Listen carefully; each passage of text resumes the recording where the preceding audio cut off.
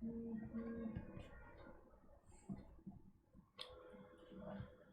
बच्चों बात करेंगे हम लोग क्वेश्चन नंबर 221 के बारे में। कहता है how many alkene on alkene, how many alkene, कितने एल्कीन होंगे on catalytic hydrogenation gives isopentane.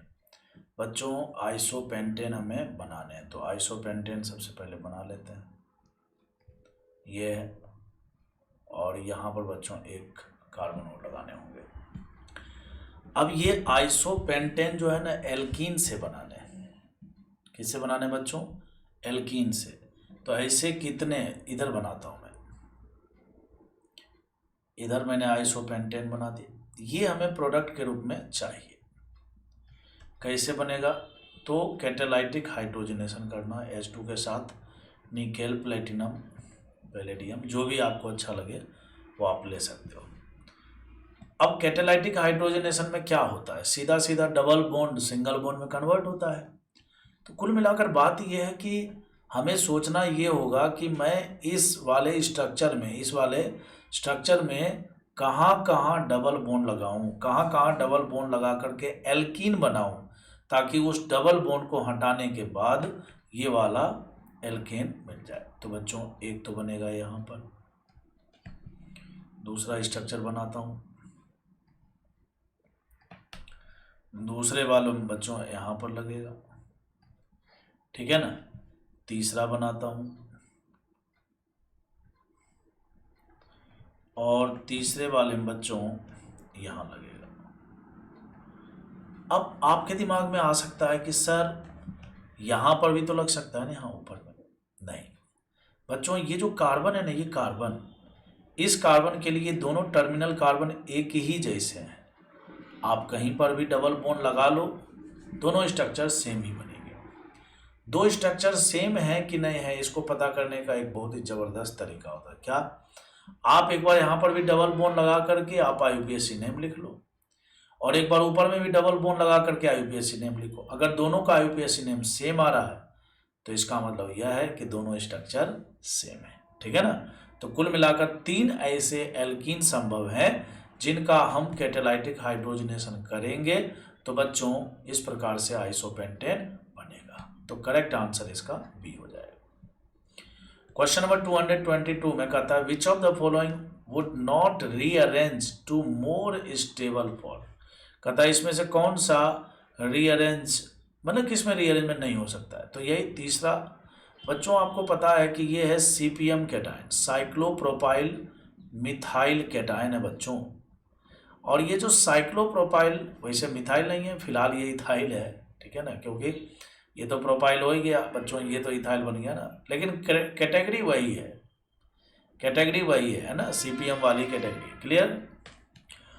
तो बच्चों CPM कैटायन जो है ना, CPM कैटायन जो होते हैं बच्चों, ये हाईली स्टेबल स्पेसीज होते हैं, कैटायन होते हैं।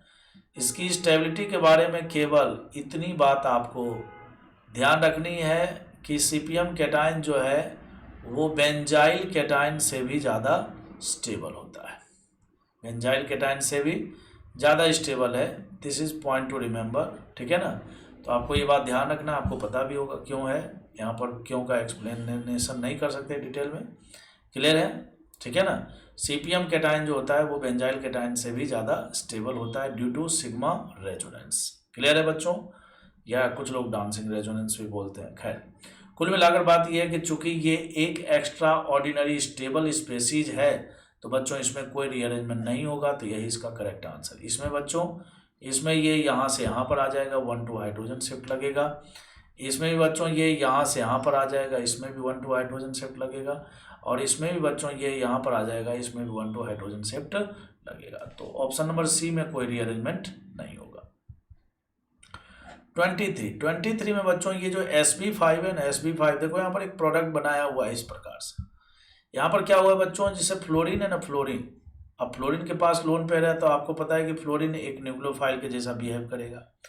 और Sb5 जो है बच्चों, इसके पास वैकेंट d ऑर्बिटल है। क्या है बच्चों?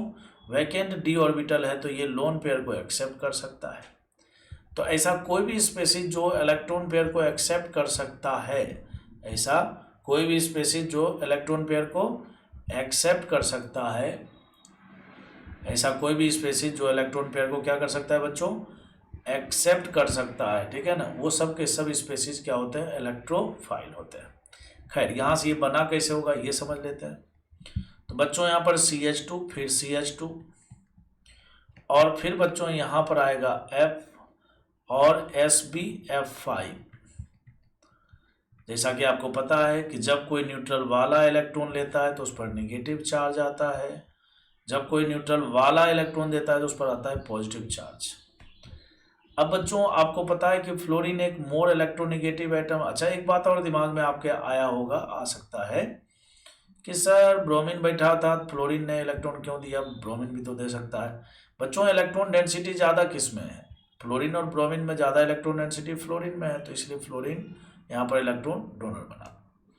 कुल मिलाकर बात यह है कि फ्लोरीन एक मोर इलेक्ट्रोनेगेटिव एटम है, तो ऑब्वियस सी बात है इस पर पॉजिटिव चार्ज आने से इसकी स्टेबिलिटी क्या होगी, घटेगी। तो ये अपने आप को न्यूट्रलाइज करना चाहेगा। न्यूट्रलाइज करने के लिए बच्चों ये बॉन्ड इस तरफ टूटेगा, जैसे ही टूटेगा तो इस कार्बन पर पॉजिटिव चार्ज डेवलप होंगे, यहाँ से उसी समय ब्रोमीन का इंट्रामोलिकुलर अटैक होगा, मतलब दोनों काम साथ साथ होंगे। एक तरफ ब्रोमीन न्यूक्लियोफाइल बन करके अटैक करेगा इस कार्बन पर और यहाँ से ये फ्लोरीन टूटेगा।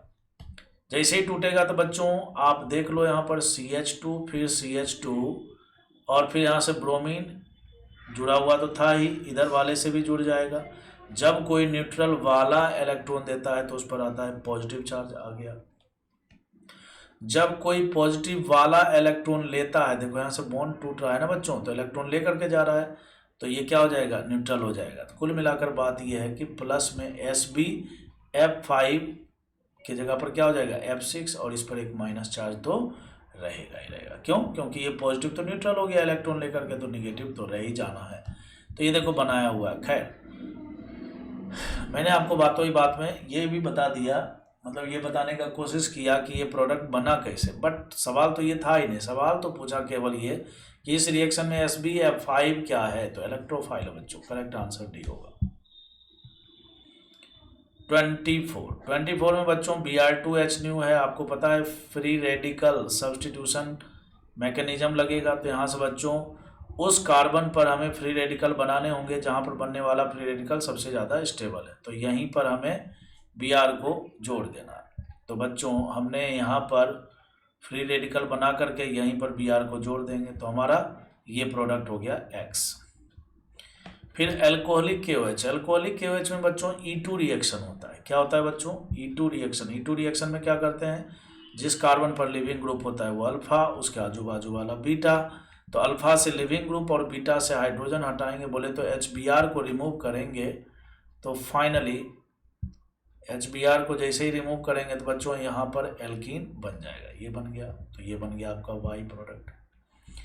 फिर उसके बाद बच्चों यहाँ पर HBr के साथ पैरोक्साइड दिया हुआ है। क्या दिया हुआ है बच्चों, पैरोक्साइड। तो आपको पता है एंटी मार्कोनी रूल से प्रोडक्ट बनेगा। तो बच्चों मार्कोनी और एंटी मार्कोनी में मैंने आपको एक अंतर बताया था। क्या बताया था कि आपको क्या करना है ना, डबल बॉन्ड के दोनों कार्बन पर पॉजिटिव चार्ज बना लेने। एक बार यहाँ बना लो आप, और एक बार बच्चों आप यहाँ बना लो, ठीक है ना। जो मोर स्टेबल कैटायन है बच्चों वो है हो गया मार्कोनी कैटायन, और जो लेस स्टेबल हो गया बच्चों वो हो गया एंटी मार्कोनी कैटायन हो गया। क्लियर है। तो एंटी मार्कोनी प्रोडक्ट बनाना है तो हमें Br को लेस स्टेबल वाले पर जोड़ देना है। तो जैसे हम यहाँ पर जोड़ेंगे बच्चों तो फाइनली प्रोडक्ट हमें मिल जाएगा C। क्वेश्चन नंबर 225, इसमें बच्चों देखो सोडियम एमाइड है।